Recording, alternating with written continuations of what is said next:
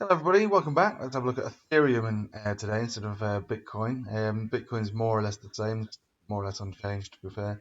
There's no point in really talking about it. The last two videos still remain true.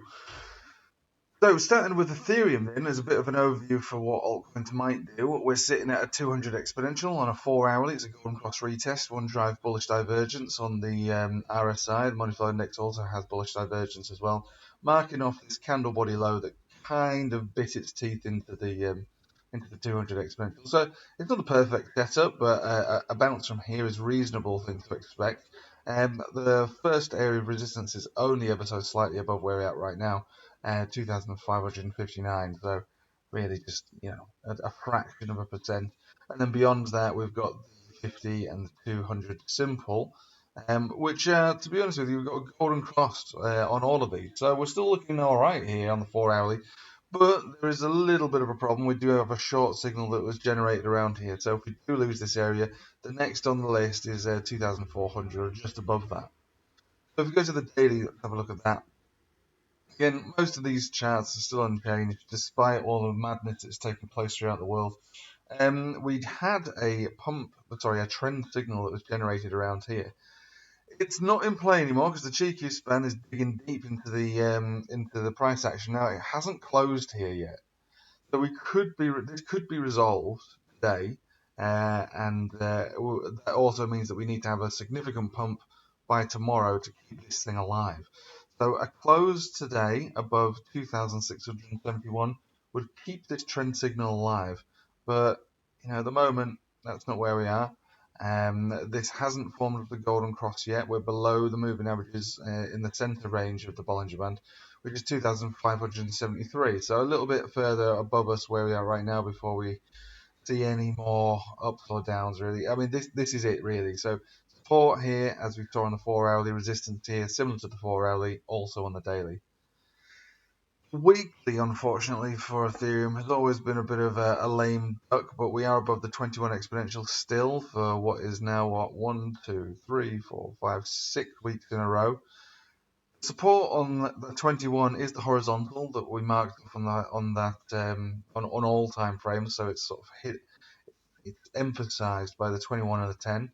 A little lower than that, the 20 moving average is still sort of just about managing to turn up horizontal. So if we do get a deeper drop, a much deeper drop, this would be it. It would be down to 2,230. So that's your Ethereum for you. So, I think there's as much chance as going up as there is going down. The high term time frames still suggest that up is probably most likely, but let's not fool ourselves into thinking that we can beat the instability of the world, the trading environment, as we were talking about yesterday. The dominance chart then. The dominance chart continues to be bullish, but we are waiting for top signals. At the moment, what we're seeing is a new high almost forming on the weekly. So it's not sealed in yet. We haven't quite got this confirmed. But if we do get it confirmed at this rate, we would get a big drive of bearish divergence on the money flow index and on the RSI on the weekly. Normally, a single big drive like that is enough to give top signals. But we've been thinking about top signals on this for quite a while. We never really get them. When we do get these bearish divergence reads, 1, 2, they do lead to a downtrend, similar to this one over here. Another drive bearish divergence over here marks this peak, and a big move down to the center of the Bollinger Band.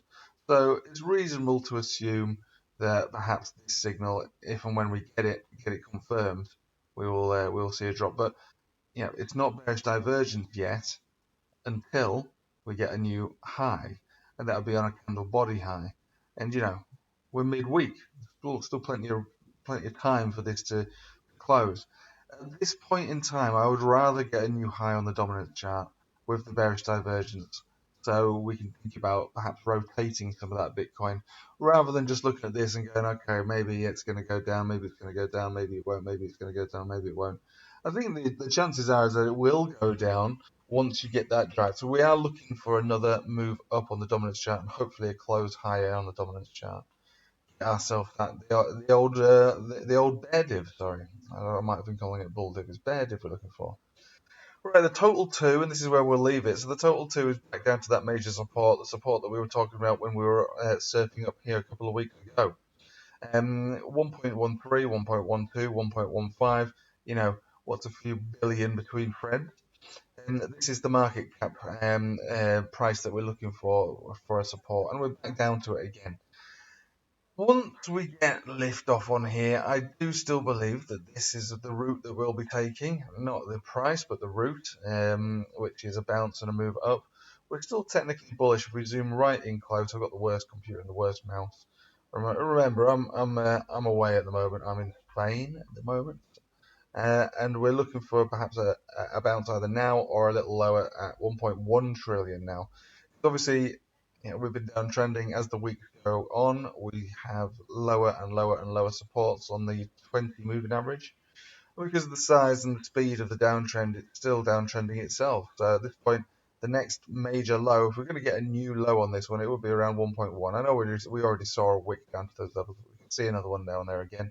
But if you're talking about the 21 exponential, which is we're still above and closing above each time, it's basically now 1.12, 1.13. That's where we're looking for. But basically, that is it. Now, I know there's a lot going on at the moment in the world, and that's being reflected in price. If you look over at the S&P to finish with, we're still floating at the resistance, $6,000 resistance. Now, if we get rejected from there, so be it. We look for the supports. The supports are the same as they always have been. The box, 5.755 and down to 5.645. That's where we're looking for. That's what we're looking at. There's no pump or trend on this. There is just supports that we're all above and resistances that we're currently teasing. So, respect the resistance, respect the support. We've got golden crosses across the board. They're floating inside the box. Some of them are now outside of the box. We've got more supports below us than we have resistances above us.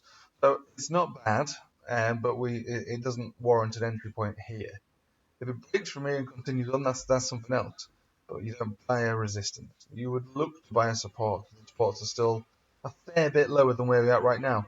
Hopefully that makes some kind of sense as to what's going on in the market. I think that given everything going on in the world, we should look at charts with a degree of skepticism.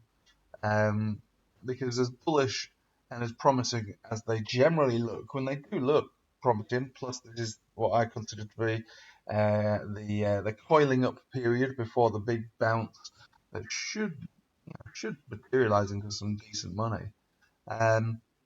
There could also be a catastrophic collapse if something serious does take place in the world. I'm not suggesting it does. I'm not an intelligent enough person to even begin to speculate on what's going on in the world, really. I think my opinion on that is probably left out, myself, really, because I have no idea. I'm not going to give my 2 cents. I'm not going to be one of those people that tries to pretend I know what's going to happen with the intricacies of multiple countries bickering amongst each other about things that really, on the surface level, are probably not the reality. Was that an opinion? Well, either way, what I'm saying is I don't know, and that uncertainty does give a bit of instability to the overall trading environment. However, if we were to ignore that, if you can, the charts look okay, believe it or not. The charts look okay. They don't warrant entry points for stocks right now. I mean, they could, but you've got to have a tight stop loss. I'm just saying instability, despite the structural progressive nature of what we're seeing on these uptrends, and they are uptrends. We can't deny that. That's what they are. They're uptrends, and they're looking pretty good. But what happens if you build your house on like playground? It's not going to last, is it? So this is where we are right now. We're on shaky ground, and despite using having good building materials to build that house, you're only as good as the ground beneath you. So we'll leave it there. Anyway, thank you for watching. Hope you have a nice day. Take it easy.